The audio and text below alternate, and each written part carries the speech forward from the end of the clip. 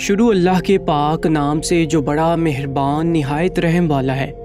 دوستو، آج کا یہ واقعہ ایک عورت کا ہے جس نے ایک ناجائز بچے کو پیدا کیا اور اس کا الزام ایک اللہ کے ولی پر لگا دیا۔ پھر اس کا جو انجام ہوا وہ دیکھ کر آپ بھی حیران رہ جائیں گے، آپ کا ایمان تازہ ہو جائے گا۔ دوستو، یہ واقعہ کچھ اس طرح سے ہے کہ ایک مرتبہ سلطان شمس الدین التمش اپنے دربار لگائے ہوئے بیٹھے تھے۔ قاضی بھی وہاں موجود تھا۔ لوگوں کے مسائل و مقدمات سنے جا رہے تھے کہ اچانک دربار کے باہر سے ایک عورت کی چیخنے چلانے کی آوازیں آنے لگی۔ سلطان شمس الدین تمش اپنے تخت پر بیٹھے ہوئے تھے۔ جب انہوں نے چیخنے چلانے کی آواز سنی تو سلطان شمس الدین نے اندر بلانے کا حکم دیا کہ اس عورت کو اندر بلایا جائے جو باہر اتنی چیخو پکار کر رہی ہے۔ اس عورت کو اندر بلایا گیا۔ سلطان شمس الدین اپنے وقت کے بہت ہی نیک حکمران تھے اور نبی کریم صلی اللہ علیہ وآلہ وسلم کی سیرت طیبہ اور شریعت اسلامیہ کے مطابق اپنی حکومت کو چلا رہے تھے۔ فرمانے لگے، اے عورت، تمہیں کیا ہوا ہے؟ کیوں تو اتنی چیخو پکار کر رہی ہے؟ تو کیوں اتنا رو رہی ہے؟ کیوں اتنا واویلا کر رہی ہے؟ وجہ کیا ہے؟ وہ عورت کہنے لگی، اے سلطان، میری کوکھ میں بچہ ہے۔ ایک شخص نے میرے ساتھ غیر شرعی کام کیا ہے، میرے ساتھ ناجائز تعلقات رکھے اور مجھے حمل ہو گیا۔ میرا یہ بچہ پیدا ہونے والا ہے، مگر جب میں اس کے پاس گئی تو اس شخص نے اس بچے کا باپ بننے سے انکار کر دیا۔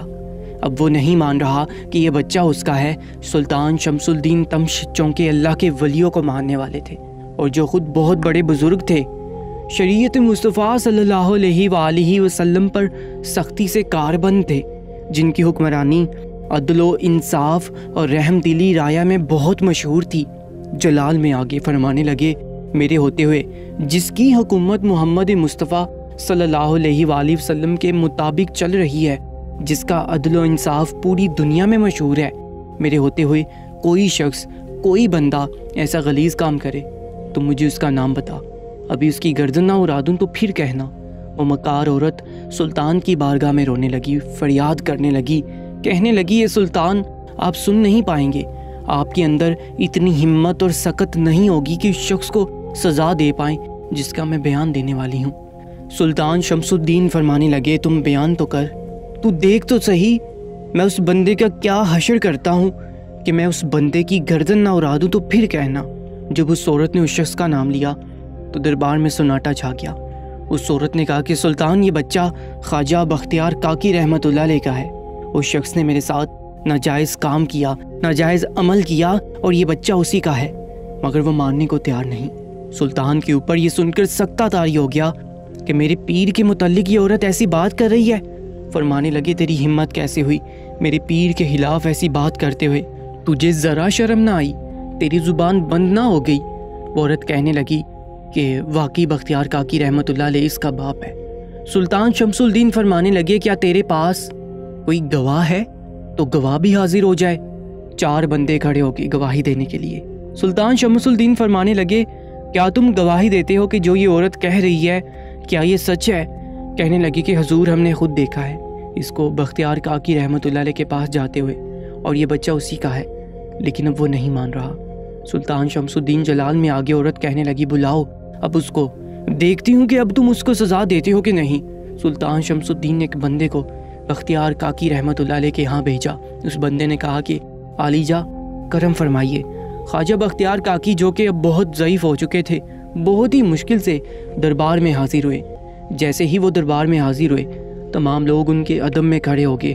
خواجہ بختیار کاکی رحمت اللہ علیہ فرمانے لگے، لوگوں بیٹھ جاؤ، آج میں پیر بن کر نہیں آیا بلکہ دربار میں ایک محرم بن کر آیا ہوں اور مجرموں کے ساتھ یہ سلوک روا نہیں ہے، بیٹھ جاؤ۔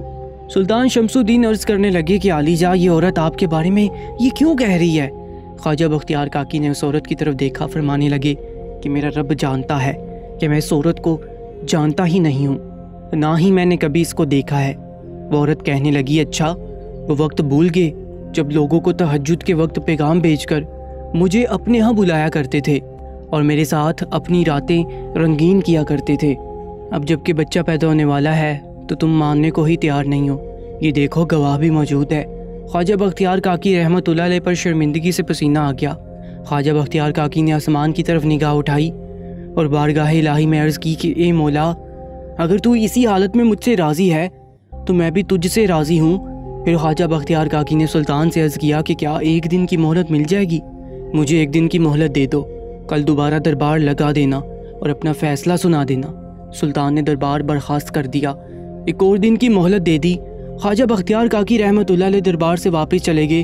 پھر آدھی رات کا وقت ہوا تو خواجہ بختیار کاکی رحمۃ اللہ علیہ اٹھ گئے، مصلے پر بیٹھ گئے، اللہ کو یاد کرنا شروع کر دیا۔ اللہ کی بارگاہ میں رو رو کر عرض کرنے لگے کہ اے مولا، بے شک عزت و ذلت دینے والا تو ہی ہے اور میری عزت تیرے ہی ہاتھوں میں ہے۔ اے میرے مالک، میری مدد فرما۔ اور اللہ کو یاد کرنا شروع کر دیا اور دکھی دل سے اپنے استاد پیر حضرت خواجہ غریب نواز کو یاد کرنے لگے، اور روتے روتے ان کی آنکھ لگ گئی۔ خواب میں کیا دیکھتے ہیں کہ ان کے پیر حضرت خواجہ غریب نواز جو اس وقت حیات تھے خواب میں آئے اور کہنے لگے کہ یہ بختیار کاکی، گھبرانا نہیں، میرا انتظار کرنا، میں صبح دربار پہنچ جاؤں گا۔ سلطان سے کہنا کہ میرا انتظار کرے۔ پھر جب صبح ہوئی، حضرت بختیار کاکی انتظار میں لگے ہوئے تھے۔ اسی دوران جیسے سلطان نے حضرت بختیار کاکی رحمۃ اللہ علیہ سے سوال کرنا چاہا کہ اتنے میں حضرت غریب نواز سامنے سے تشریف لاتے ہوئے نظر آئے۔ آپ نے حضرت خواجہ بختیار کاکی سے پوچھا، تم کیوں پریشان ہو؟ خواجہ بختیار کاکی منہ سے تو کچھ نہ کہہ سکے، لیکن آپ کی آنکھوں میں آنسو جاری ہو گئے۔ سرکار خواجہ غریب نواز نے اس عورت کی طرف غصے سے دیکھا اور کہا کہ ایک عورت کی کوکھ میں پلنے والے بچے، تیری ماں خواجہ بختیار کاکی پر تیرے باپ ہونے کا الزام لگاتی ہے، تو ان سب کو سچ بتا۔ وہ عورت کہنے لگی کہ بھلا کوکھ میں پلنے والا بچہ بھی کبھی گواہی دیتا ہے؟ آپ سرکار نے فرمایا، چپ کر بدکار عورت، اللہ چاہے تو سب کچھ کر سکتا ہے۔